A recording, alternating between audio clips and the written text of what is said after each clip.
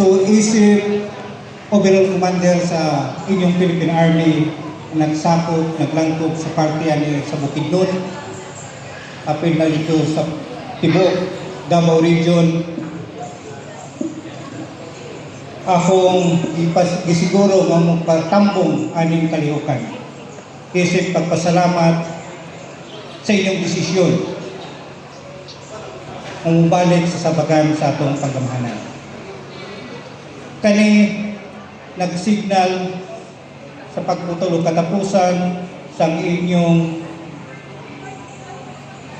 koneksyon sa walhong kalihukan o mausap ang sinugdanan sa inyong bagong kinabuhi. Ang akong hangyo lang sa inyo, naunta kung sa atong gibuhat karon, seryoso na ako.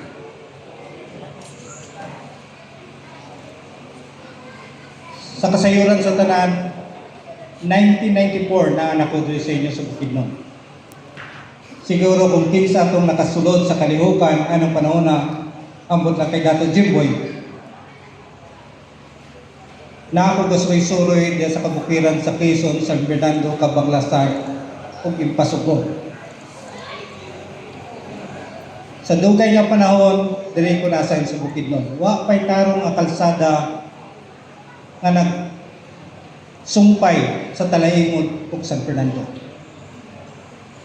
Siguro kapila kabisis na to lamon ang suba bago ta makabot sa kalaganan. Siguro uban sa inyo wa pa natawo na anak ko dito sa Bukidnon.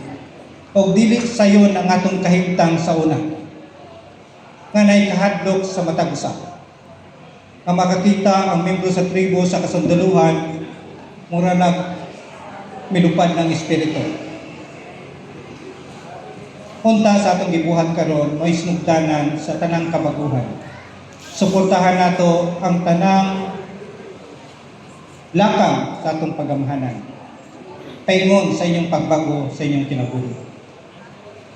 Og isip mooy makita nato nga seryoso atong paghawanan ang pagtambong sa atong halangdong kongresista.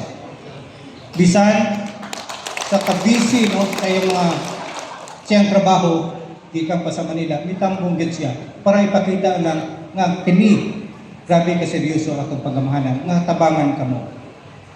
Ug mo pay gihangyo na ako sa inyo nga puntakon nato atong mga parinti, atong mga katribo nga galihok pa sa parte sa Kabangkasan.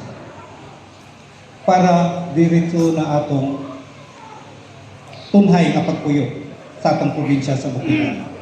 Mulay akong hangyo sa inyo. Kapoy na ang atong mga ipangbuhat sa una. Pati kami gikapoy na po.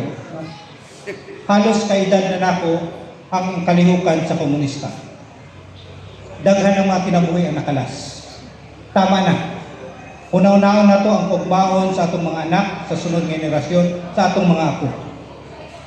Para ang kalambuan musulod na diri sa inyong lugar. Ug tanan tunhay na atong pagpuyo.